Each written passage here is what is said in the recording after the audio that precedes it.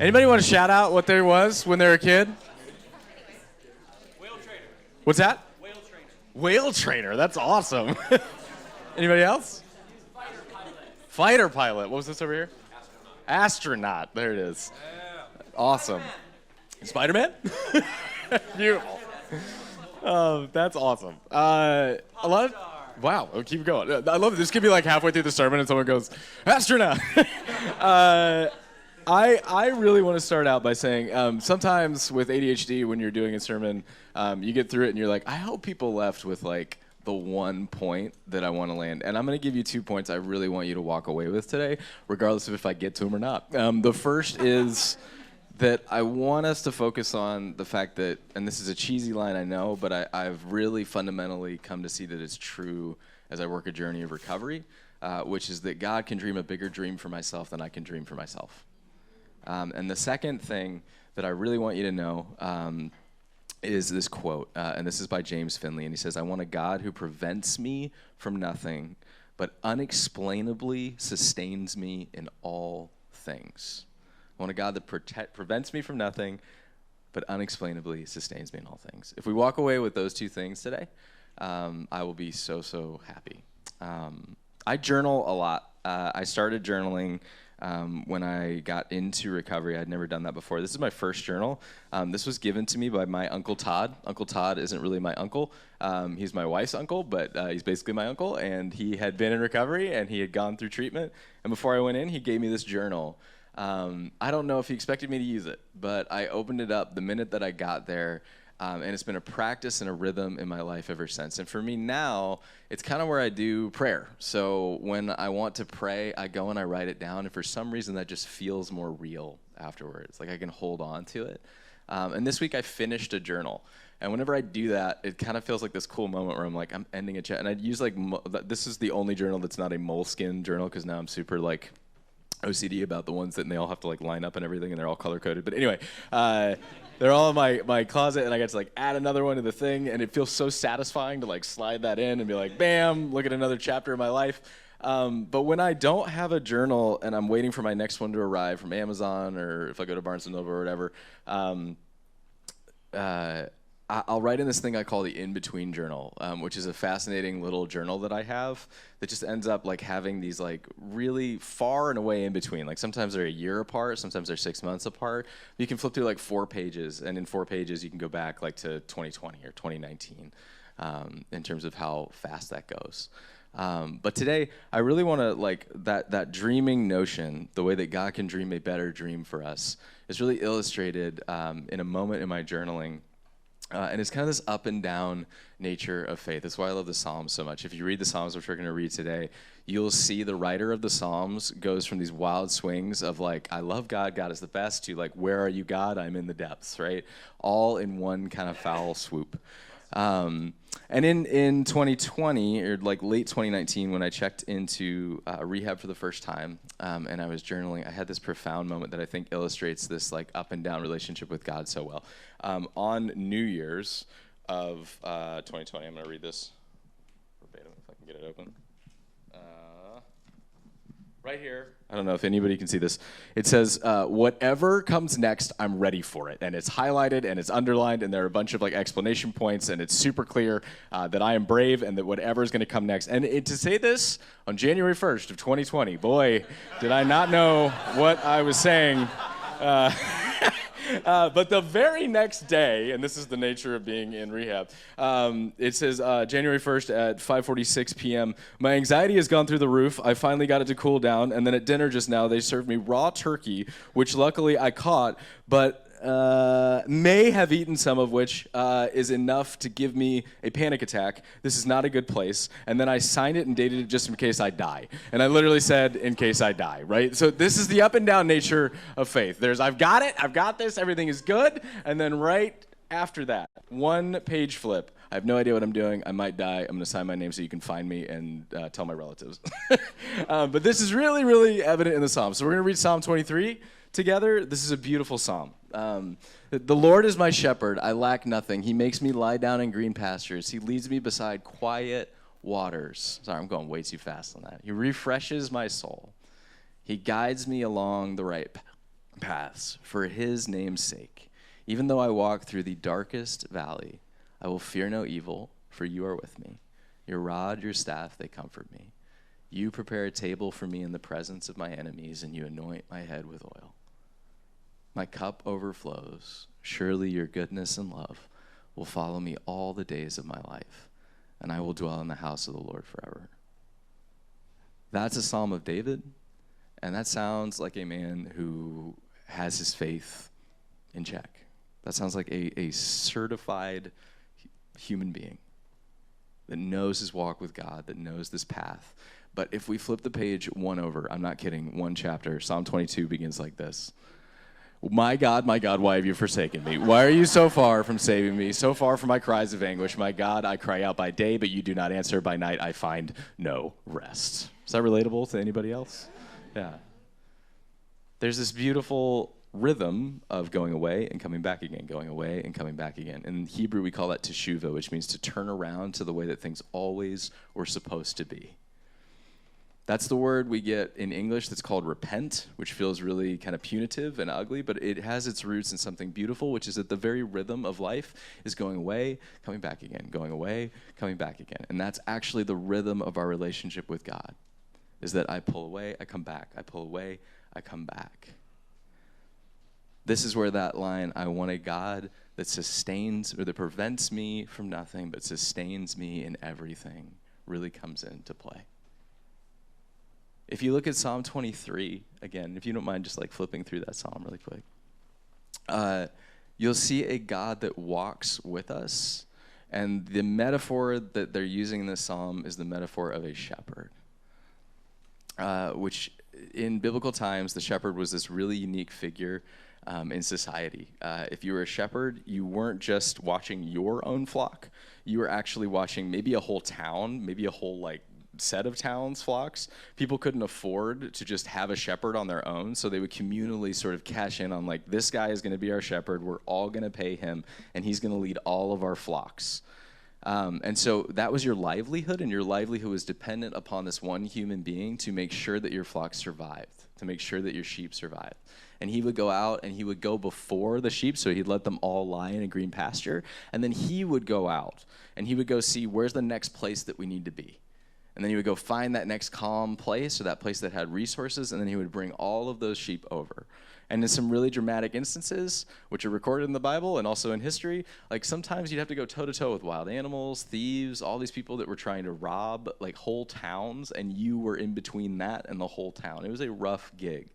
There are even like instances in biblical history that you can read, which I know all of you are doing when you leave this place, where you can read that like people used to, they had a word for it. I can't remember what that Hebrew word is off the tip of my tongue, but they had a word for it, which was that you could smell the shepherd coming, because literally they were sleeping outside all of the time with the flock. And so when they would come into the town, they wouldn't hear the sheep or anything first. They'd smell the shepherd was sort of the joke, right? It was that kind of an intense position. But the metaphor of God here is that shepherd that sustains the flock, that doesn't prevent the flock, but rather goes out before the flock and prevents the flock.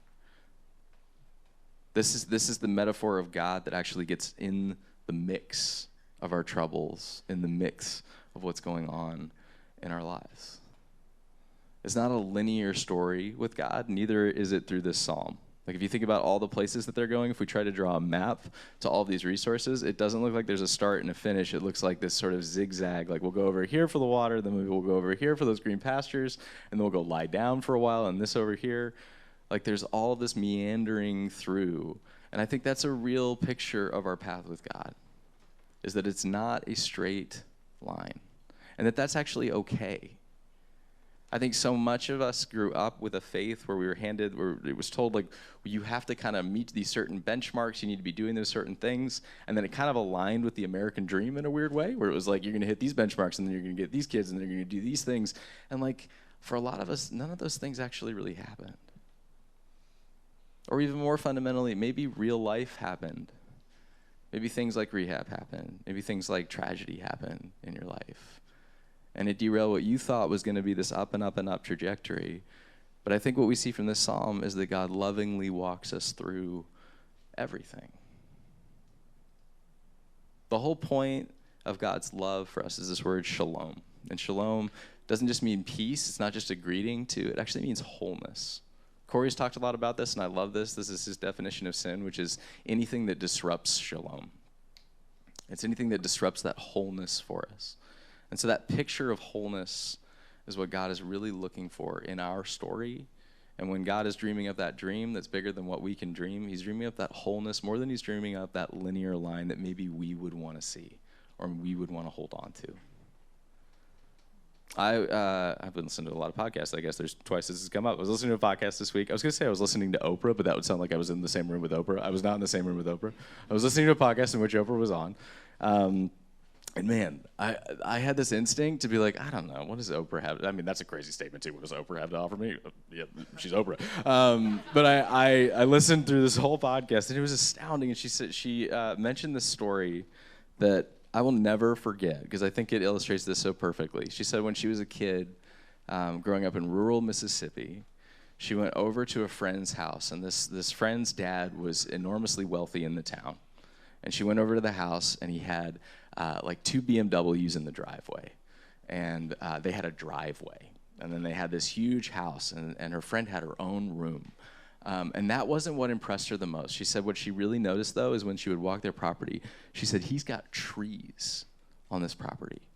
And she counted the number of trees on the property, and she said there are 6 trees that this guy just owns.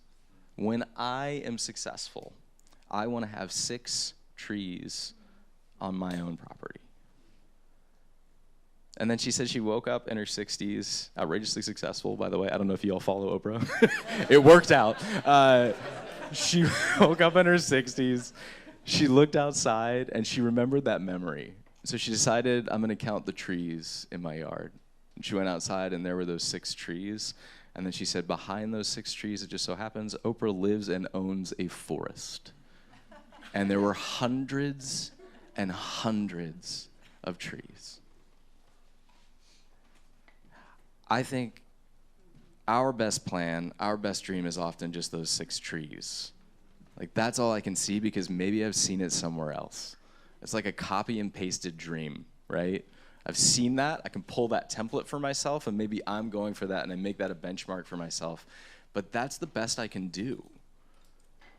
I can't actually dream about those 100 trees. Maybe it feels too big. Maybe it just doesn't even hit the radar. I'm not even creatively able to do that. But God is able to do that. I remember talking about not a straight line. In recovery, when we're talking about a journey of recovery, it's almost never a straight line. There's almost never an instance of someone walking into the rooms of recovery or walking into therapy that kind of goes, you know what, I'm just on an up and up, and this is working out, and it's all good. I've just decided. It's usually like that's the first step, and then you kind of go, and then it's 10 steps backwards, and then it's forwards, and it's 10 steps backwards. I spent about 2 years of my life in that period of like getting it, earnestly wanting to get it, like honestly wanting more than anything in the world to not pick up a drink. And I would go to these very expensive places that my family was paying for, and I would go there, and I would be the good, shiny student, and I would say everything I could that was right, and I truly believed that I would be right in those moments, and I'd be like, I got this, and I would get out. And by the way, when you say I got this, you're in for trouble. And I would always say, I got this, I'm going to do it. A couple of weeks would go by, something would hit, or just, I can't even explain it. Like, relapse is kind of like a prison break. You gather little items that will help you break out. And so over time, and you can, copy and paste this in your own life or whatever that looks like, whatever you don't want to return to, you begin to pile up these small little things. It's like death by 1,000 paper cuts, right? So maybe, this one little thing didn't go right in my life, or maybe someone said something to me and I'm going to hold a little resentment about that. But you're just gathering all these little tools, there's a spoon to kind of chisel through the wall. And then one day you realize I've got a whole tunnel through the wall that's just covered by a poster. I can whip that thing up and I can get out of here, and you jailbreak. And on one of the last times, it wasn't the last time, but one of the last times I did that, I cashed in my own values for that substance or for that thing. I woke up in a detox, which is not a great place to wake up, just so you're aware. In a detox, if y'all have been, they take away your phone. They take away your ability to contact the outside world. So when you're there, you have nothing. And some detoxes are radically better than others. Part of the biggest passion in my life is getting people into places where they can actually heal, because the recovery system, especially in Los Angeles, is a totally privilege-based deal. If you have money, you will succeed. If you do not have money, it is so outrageously hard. I've been in both places. I've woken up in places that maybe they take insurance, but they take people right off the street. And it's really difficult in those spaces. This particular time, I woke up in a really beautiful place. It was a home in Thousand Oaks. And it's called La Ventana. And I woke up there, and the staff was so nice, and they greeted me. I came down the stairs. I'd been there before. This isn't the first time. And they're like, "Josh, you're back." And I was like, "Hi." And Sammy, who's the lead tech there, I always had so much fun with Sammy. We would joke around, and I would just kind of shoot the shit with her. Sorry, shoot stuff with her, and we'd have a great time just talking. And she was a Christian. She went to this awesome biker church where they were all bikers, and they would show up at different places, and the pastor was a biker. And she was a recovering addict, and so we would talk, and she's like, "You're a pastor?" And I was like, "Yeah." And so we would talk back and forth, and she told me something really profound. She was like, "Josh, I love when you're here. I hate that you're here. I don't want to see you here anymore." And one, I was like, "Sammy, that hurts my feelings because I really like you." But two, it cut me really deep. And she said, "I'm not going to give you your phone back while you're here. Usually you get your phone back in like 7 days." She's like, "I want you to just sit in this. I'm going to give you an invitation to sit in this," is what she said. And I was like, "I'm going to go out of my mind, Sammy. What am I going to do? Like, you can't go outside." This is the middle of COVID, by the way. So, like, anything we were able to do, you're not able to do. You couldn't go to meetings. Everything was on Zoom. They would set up a laptop in the corner of the room, and everyone kind of huddle around a blue screen because the laptop screen was broken, and we would watch Zoom meetings, which really was kind of listening to a Zoom meeting. And she's like, "Well, I tell you what I'll do. I'll get you a guitar." And I went, "You could do that?" And she was like, "Yes, I'll get you a guitar." I grew up playing music. Music is the place where I learned to put emotion when I was a kid. And I had not made that connection in my life yet. And so this other tech brought his little Yamaha guitar in, and I had my own room in this detox, and it had this closet, which I'll never forget. There's nothing in this closet because they have to clear like everything out. But due to fires, there was like an escape ladder, and I was like, "You guys are gonna put an escape ladder in a detox?" So it was just me and this escape ladder in this closet, and I started playing music again and writing songs while I was there. And I had a little notepad and a guitar, and it passed the time, but more than that, I realized, oh my gosh, this is a place to place my pain. This is a place to place my emotion. I don't know what that is for you. I know everybody has that place. Maybe it's a place you learned when you were a kid. It may have been dance, maybe it was theater, maybe it was sports, maybe it was relationships. Wherever that was, that original place where we learned, this is where I can go with all of this hurt. So I kept playing, and then one day, and this was the best day, they were like, "Hey, I know you guys are all stir crazy. We're going to take a busload of you all over to the IOP," which is where all the like people who had kind of been through the detox and through the residential go, and they do groups there. And we're going to have you just hang in the groups. You don't have to participate if you don't want to, but I know you're bored. And I was like, "Please sign me up, like get me over there." And so we went, and I sat in a couple groups. And then in this IOP, they had a piano in the main lobby, and I sat at the piano. And I was just sitting there, and then this younger girl who's about 18, like maybe just turned 18, she looked like a child, came up next to me on the piano, and she put a notebook up on the piano, and without even introducing herself, was like, "I'm writing this song," and started playing this song, and it was really pretty. It was like this really simple but beautiful song about her mom. And we sat there, and I listened to the song, and she's like, "What do you think?" And I was like, "That's a great song. Like, hey, let's play it together." So we played it together, like on the piano, and we started singing once I learned it, and then we helped kind of change the bridge around a little bit, and I left with this glow that I had not experienced in so long. I called it like 2.5 shots of vodka because that's the only type of glow I'd had before. And I walked out of that space, and I felt wonderful. And I got a ride home with the director of the rehab, and they had placed that piano in there with the hopes that someone would play it. And they're like, no one ever plays that piano. It was so cool to see you guys sitting there playing those songs. And I got very like emotional in that moment, and I just realized like, I've got nothing to go back home to. I'm really scared about what comes next. I don't want to relapse again. I hate being in these places. And she was so kind. She was like, this isn't a moral deal. She's like, what you're dealing with is a disease. In the DSM-5, it's a substance use disorder, so it's a disorder or it's a disease. But I'll tell you this, like, I bet helping that girl was really helpful today. And I was like, yes, it was. And she's like, if you keep helping people and giving away whatever you can give away, I guarantee you this thing is going to come back further and further. And in that moment, I recognized that like God had used this sneaky thing in my life called music that like I had let go of a while before. It wasn't that I got to dream my own dream for music, which would have been like, I'm on tour or whatever that was. It was not a rock star thing. But in a weird way, God brought back this early thing, put it in my path again, and used it to heal me up.